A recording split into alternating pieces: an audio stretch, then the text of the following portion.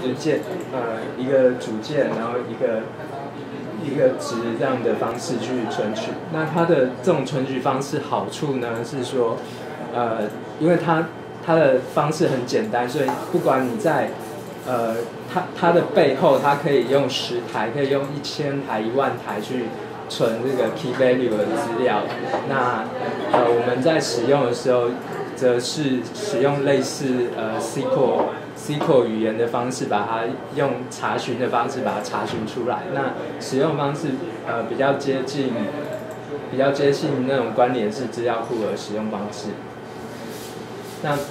虽然它的背后是我们比较不常用的这个 non-SQL 的方式，但是它在存取的时候，你可以用跟之前学习MySQL 或者是其他资料库这个存取的方式非常接近。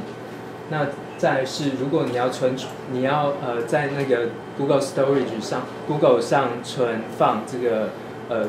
固定的资料，像是影音啊，或者是说一些图档，大量的图档，那是什么漫画站啊之类的，那你就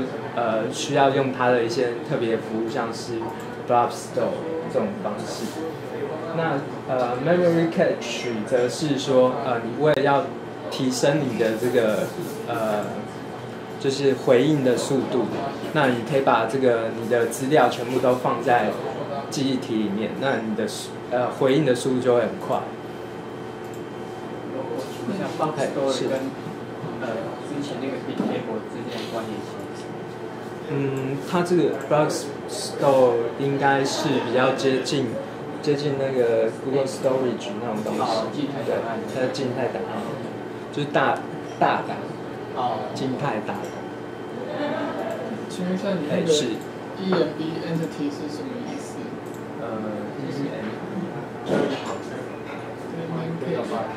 就是说你同一个刚才我不是说为了要提升它反应的速度嘛？但是你同一个这个记录的这个东西，它最大只能1 megabyte， 这是它的一个限制。一个档案最大只能1 不，就是说你 catch 的这个 object 或者什么样的东西，不能大到一个它无法承受的范围。大还是可以的，只是它可以记住而已。对，1 mega 很大。谢谢。那接下来他还因为它是我们要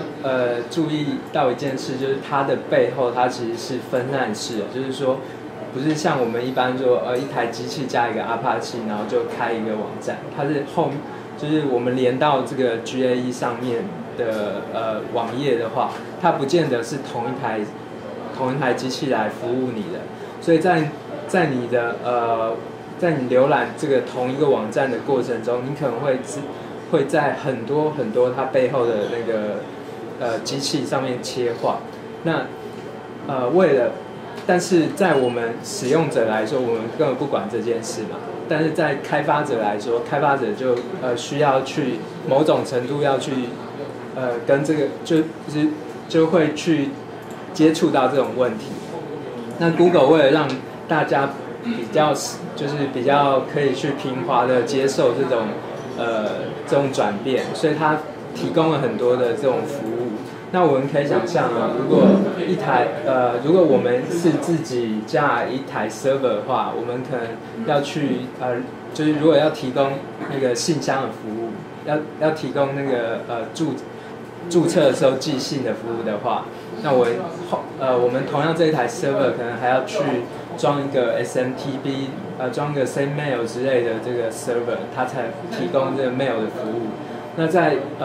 Google 这边呢，它就提供一些相关的这个 service。那像是它就提供了 mail service。那另外就是说，如果你的就是上来的这个图档要做一些处理的话，它也提供 image service， 它可以让你直接在这个主机上，它就可以放大缩小，可以去裁切它的这个大的内容。那它甚至提供一个 test queue， 那也有这个 user service， 就是说它提供一个基于那个 Google 账号的这个登录的系统，它就让你只要写几行code，你就可以把这个 Google 的login 的画面，就是你可以所有的使用者他都可以用他 Google 的那个账号来登录你的服务。那这有点类似那个Facebook 的那个什么 Friend Connect 之类的。那甚至说现在比较新的网络服务有一种叫 OpenID 的，那也都是可以使用的。那是就是你有那个 mail 的 service 的话，就是说我们可以把 GAE 当做是我们的一个 mail server 这样子，对吗？对。但是它每天有4000笔的这个限制，对。那我想问一下，这个 mail service 它可以做到什么程度？它是提供 API 吗？对。那它是一般只是说，像网站的新的使用者，他注册之后，他类似验证发过去，还是说它可以做到像 Facebook 它或者是说那个，就是说它真的是可以当成一般的信件那个 server 来收发？应该是只有类似通知的这种单，对，可以收发信，收信 ，OK， 可以收发信，就是不是没有 server，就是没有 server，它就是通过 SMTP， 就是 Gmail 的 DOT 这些东西。那像是说大家有没有看过那个37 Signal 的那个，就是它的网站，它的一些服务啊，像是行事历的服务，就是说你可以用 email 的方式，你寄一封信到它的主机，然后它会去 passing 你这封信里面的内容，然后说我明天7点要去做什么事情，那在这个 GAE 上，你也可以用类似的方法，就是我寄到这个台主机，然后它就会去侦测说你的信件的内容，然后去把这个抓出来去做一个服务，所以它也可以办到这种事情。那还有就是 URL fetch， 那这个大陆人非常的爱这个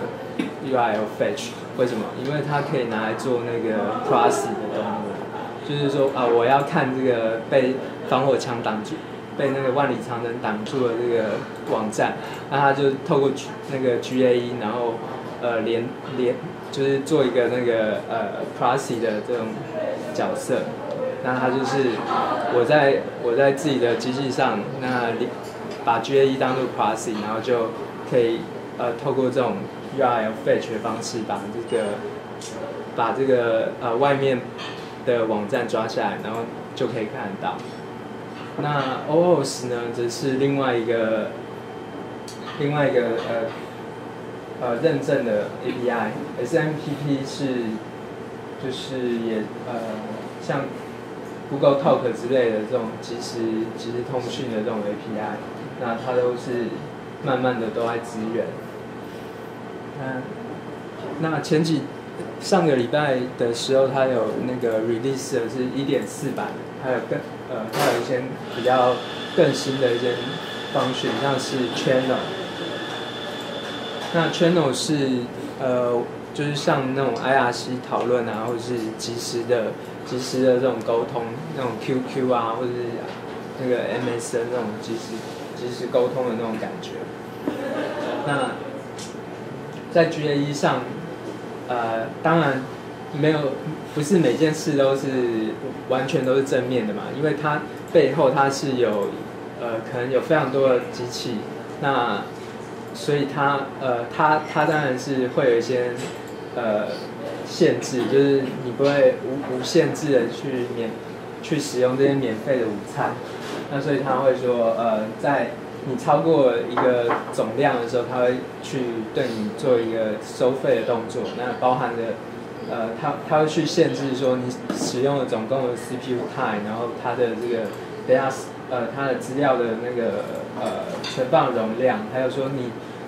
同时间的这个频宽能占用多少，那或者说你的就是你一直去抠它的这个功能，像刚才讲到 email 功能，那它就是限制一天4000笔这样子，所以在下面它有列出来一些目前的这个 limit， 就是你一天能用的量，那超过的话它就要收你钱，那不然就是说那当然这部分